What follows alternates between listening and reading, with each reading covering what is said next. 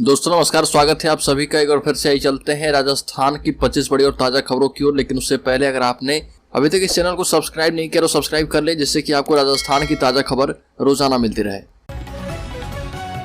पहली बड़ी खबर, बीजेपी कांग्रेस के सामने अब 4 पार्टियों की टक्कर। राजस्थान में आरएलपी, ओवैसी, आप और बीटीपी का चैलेंज बड़े दलों पर भारी है। राजस्थान में 9 महीने बाद विधानसभा चुनाव होने हैं और यहाँ पर सत्ता के लिए मुख्य संघर्ष कांग्रेस और भाजपा के बीच ही रहा। हालांकि इस बार ऐसा होने की संभावना कम नजर आ रही है। इस बार कांग्रेस भाजपा की राह पर 4 दूसरे दल भी मुश्किल खड़ी कर सकते हैं।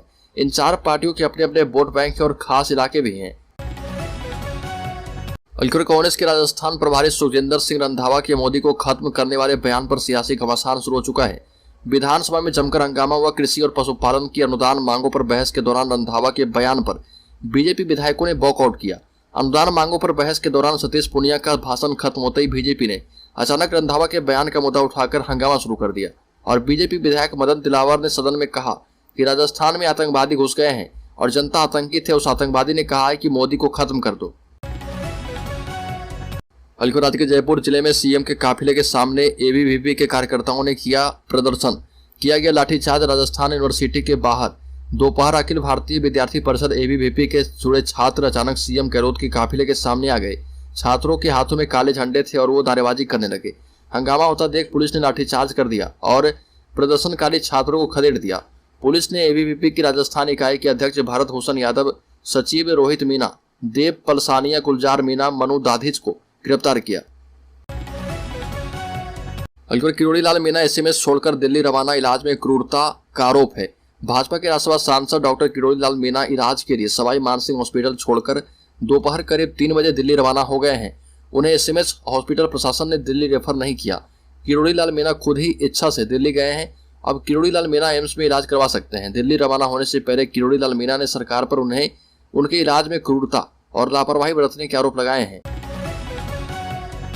बीजेपी विधायक दिलावर ने कहा कि दोबारा अगर मोदी को टेढ़ी नजर से देखा तो आंखें निकाल लेंगे।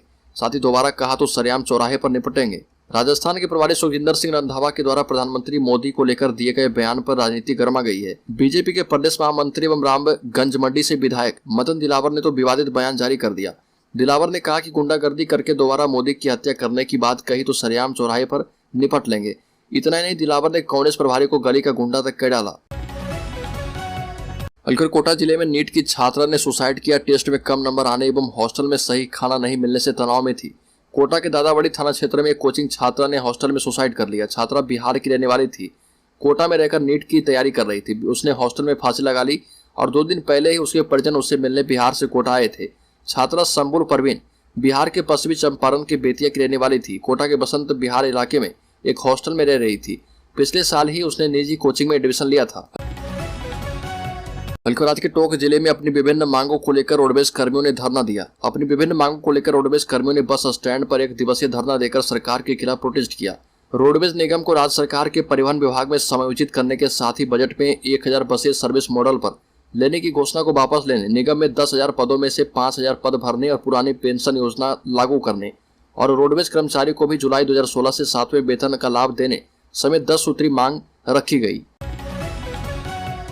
राजस्थान में आम आदमी पार्टी ने अपनी चुनावी तैयारियों का आगाज कर दिया है और आप ने जयपुर में सांगानेरी गेट से अजमेरी गेट तक तिरंगा यात्रा निकाली। यात्रा में आप संयोजक और दिल्ली मुख्यमंत्री अरविंद केजरीवाल और पंजाब के मुख्यमंत्री भगवंत मान शामिल हुए।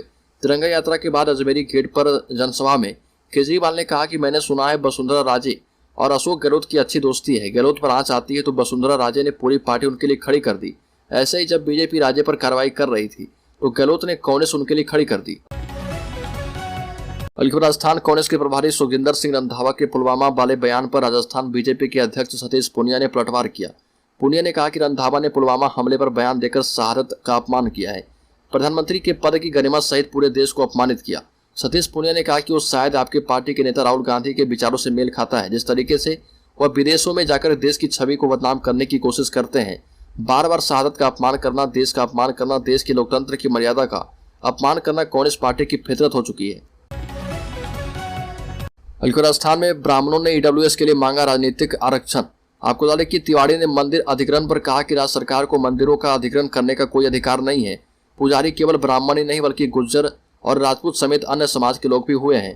हमारी मांग केवल ब्राह्मण पुजारियों के लिए नहीं, पूरे हिंदू समाज के लिए है। और नाम लिए बगैर कहा कि यदि किसी के लिए वक्फ बोर्ड अलग से हो सकता है तो हिंदू रिलीजियस एक्ट भी बनना चाहिए। सारे देवस्थान हिंदू समाज के कब्जे में रहने चाहिए।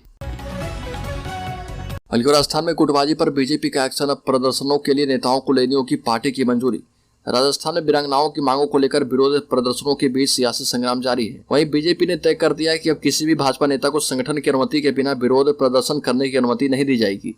पार्टी किसी भी भाजपा नेता के व्यक्तिगत आधार पर चलाए गए विरोध प्रदर्शनों का समर्थन नहीं करेगी। हालांकि इस बारे में पार्टी की ओर से आधिकारिक बयान जारी नहीं किया गया है। बीजेपी में लगातार राजस्थान में गुटबाजी का हैरान करने वाला नजारा सामने आता रहता है। इसको लेकर ही भाजपा ने फैसला किया है। हल्की राजस्थान में 12वीं पास के लिए वैकेंसी एलडीसी से लेकर प्रोफेसर की पोस्ट के लिए कर सकते हैं अप्लाई। राजस्थान में सरकारी नौकरी की तैयारी कर रहे युवाओं के लिए अच्छी खबर है। पंडित दीनदयाल उपाध्याय शेखावटी यूनिवर्सिटी सीकर में 61 पदों पर वैकेंसी निकली है।